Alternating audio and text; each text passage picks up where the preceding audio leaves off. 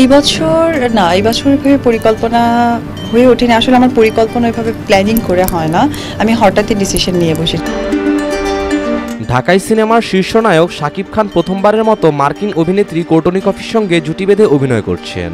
ইতোমধ্যেই ছবির 2টি গান মুক্তি পেয়েছে, যেখানে কোর্টনির সঙ্গে পর্দায় রোমান্সে মেতেছেন শাকিব খান। বিশেষ করে টাইটেল গানের পরে বরবাদ শিরোনামের গানটিতে এই জুটির পারফরমেন্সে মুগ্ধ হয়েছেন ভক্তরাও। ভক্তদেরই একজন হচ্ছে চিত্রনায়িকা অপু বিশ্বাস। শাকিব খানের সাবেক এই স্ত্রী কোর্টনি কফির রূপের প্রশংসা করেছেন। নিজের ফেসবুক অ্যাকাউন্ট থেকে মার্কিন এই অভিনেত্রীর একটি ছবি শেয়ার করেছেন তিনি, যেখানে বরবাদ শিরোনামের গানের একটি দৃশ্যে কোর্টনি কফির মুগ্ধ হয়ে তাকিয়ে থাকার দৃশ্য দেখা গেছে। ছবিটি শেয়ার করে অপু লিখেছেন, মিষ্টি দেখতে। রাজকুমার সিনেমায় বরবাদ গানটির লেখার পাশাপাশি সুর সঙ্গীত করেছেন কিংবদন্তি প্রিন্স মাহমুদ, কণ্ঠ দিয়েছেন নতুন গায়ক আলিফ। বরবাদের দৃশ্যে নিউ ইয়র্ক যেমন দেখা গেছে, তেমনি উঠে এসেছে বাংলাদেশের হলুদ সরিষা ক্ষেত এবং রেলওয়ে স্টেশনের সৌন্দর্য।